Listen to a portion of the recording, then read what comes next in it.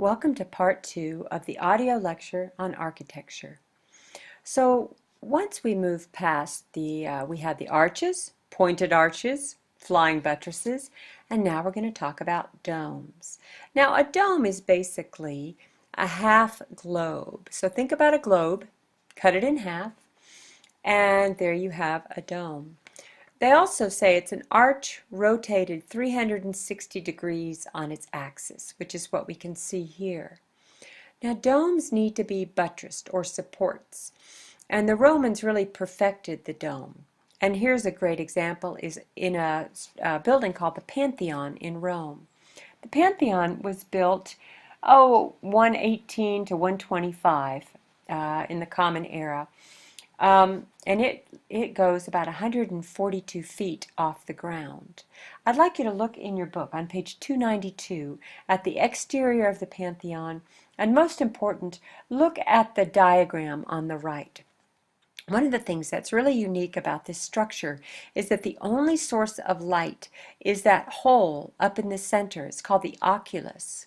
And this lets in light and rain and all the elements. And according to people who I know that have been there, it's just a spectacular feeling to come in and to see the sky, or to watch the clouds go by through this little hole in the ceiling. Now, there's also something that they call a coffered ceiling. Notice how there's little holes in the cement all around the dome. This took so much weight off of the dome that it made it possible to build. Now, the Pantheon has walls that are 20 feet thick, and it was made with the new material of concrete that had been perfected by the Romans, and that's how they were able to build this structure. Now, another structure that's very similar and yet unique in its own right is Hagia Sophia, which is in Istanbul. Now, this actually rises higher, 183 feet. It's an interesting structure because it was, let's see, when was it first built? 532 to 537. But this is the third effort. Before that time, it was built a little bit lower and it crumbled in an earthquake. So what did they do? They made it higher. Now, Hagia Sophia was first built as a Christian church. And then with the Ottoman Empire, it became a mosque. And that's when they added the minarets, the pointed things around the outside of the building. And then it became a museum, a secular museum, which is what it is to this day. Here we have the interior of Hagia Sophia, and notice how the windows up beneath the dome let the light in. And people say it looks like the dome is just floating on this luminous strip underneath it. So let's talk about another dome that's even higher, and that is the Taj Mahal. Now, I want to say one more thing about Hagia Sophia. Let's go back here. How is this dome supported? These big, heavy corners. That's how we keep that dome up. Now this dome is a little bit narrower, but it goes up higher. It goes up, let's see, 30 feet higher, and yet is more graceful. Now they use pointed arches here and heavy stone piers. This is a tomb to a sultan's wife. And what's interesting about it is that it's really not meant for anyone to go inside. It's basically a gigantic tombstone, so to speak. All right, let's move on, and we're going to talk about something called corbelling. Now, corbelling is really fascinating. I think we'll come back to this image, and I want to show you here because this is a tunnel around a fort from the ancient Mycenaean people, who were before the Greeks. And if you look at this tunnel, you can see how corbelling works. In this case, they just stack stones one on top of each other, and they keep getting a little bit closer together until they get an arch or a dome. Now here's the great treasury at Mycenae. It's actually at, where is it at? Philos. It's from that time. Here's another example of corbelling used in Islamic architecture. I find it fascinating because I think, what about these heavy stones? When you get the ones almost to the top, now these are hundreds of pounds each. And I just wonder how the ancient peoples did that. So we're going to move on and talk about cast iron construction. The iron has actually been around a long time, but it wasn't until the World's Fair here, the Crystal Palace, that was built by a man named Joseph Paxton was the architect. It was built in 1851, commissioned by Prince Albert. It's in London, and it was to house a great exhibition of the works of industry of all nations. Now remember, this is during the Industrial Revolution, where industry is going to kind of save the world according to the beliefs of the people. Now it covered 17 acres and it went up to 108 feet. Really, visitors to this first cast iron construction just thought it was an anomaly, an oddity. They didn't realize that it was revolutionary. Now this structure actually stood until 1937 when it burned to the ground in a fire. Now here's another example of cast iron construction. This particular photo is from just after the liberation of Paris in World War II.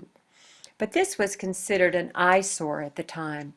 When the Eiffel Tower went up, it was so controversial, and now it is iconic of Paris. Let's look at another breakthrough in construction from the mid-19th century. So we have the cast iron, and we have balloon construction.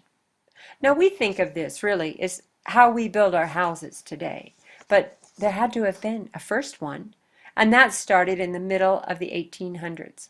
This is an old house. It looks like it's being deconstructed, so it's a good way to show how balloon construction works. And it's probably familiar to all of you. Studs and joists and all of that, and how we build our houses. So let's move on and talk about steel frame construction. How in the world did we ever get to skyscrapers?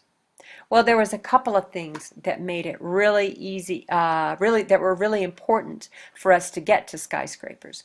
One of them was the invention of the elevator, and then another one that came a bit later was the invention of air conditioning. Because can you imagine being on those upper floors when it was unair conditioned in the summertime?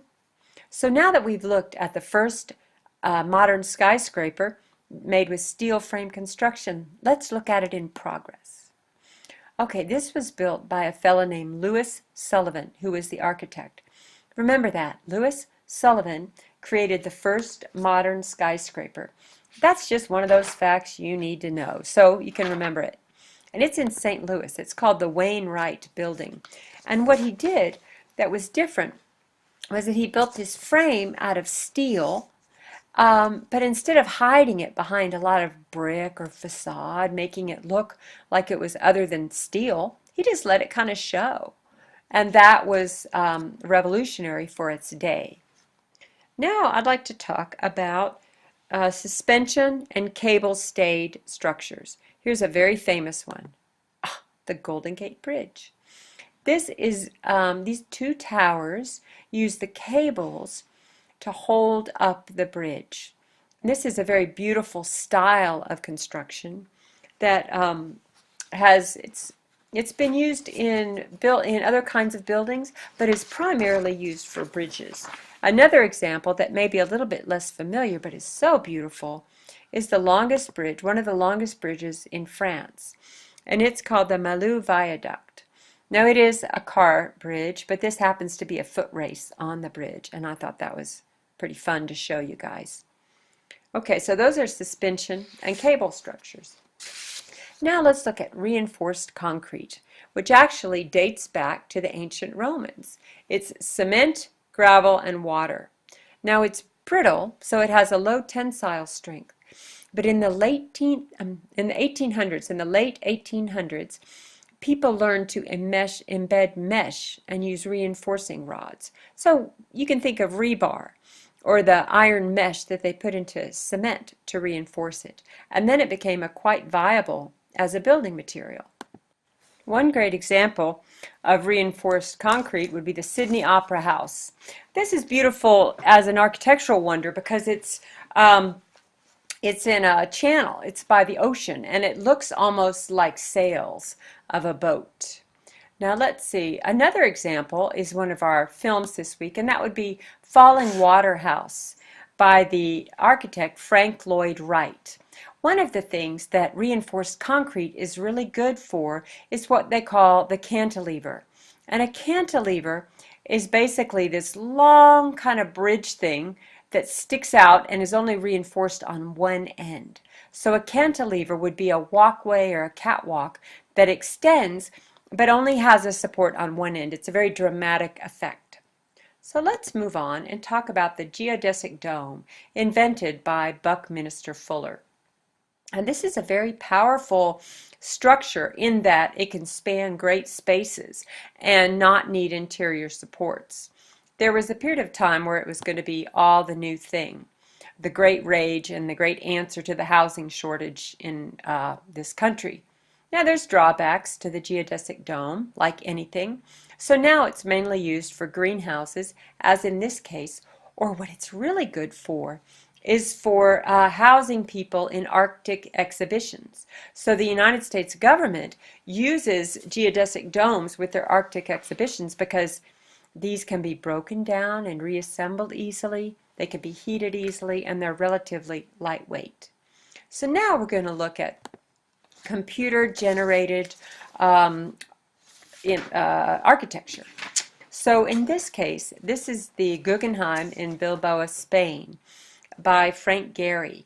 And what he did, he was a real pioneer at creating these buildings that were really created first on the computer. And the computer really dictated how the cement was going to be cast.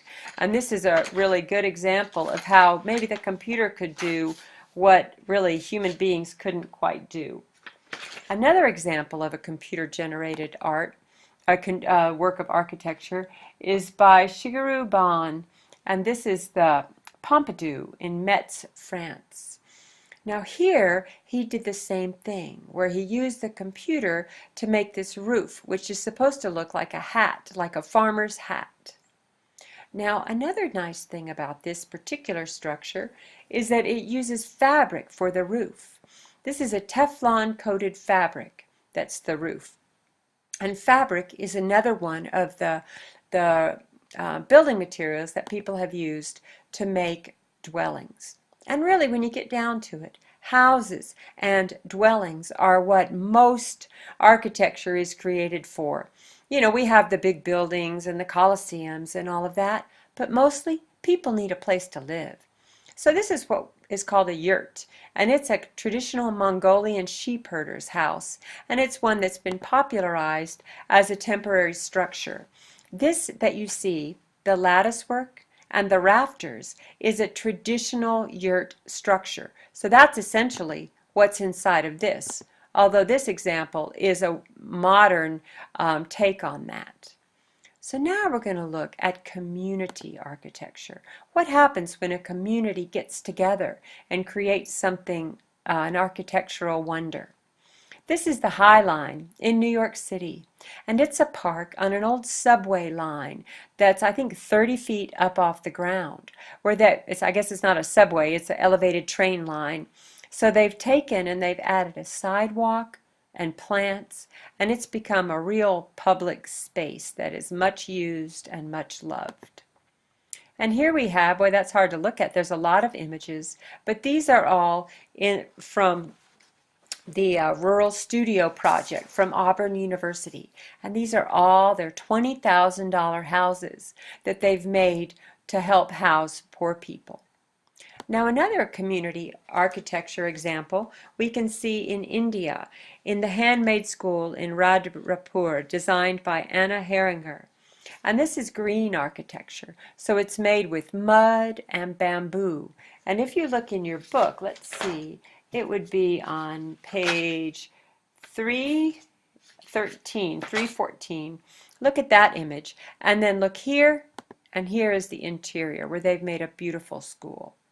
And lastly, we're going to end with green architecture. So this is the Institute of Sciences in San Francisco, and it's featured on page 315.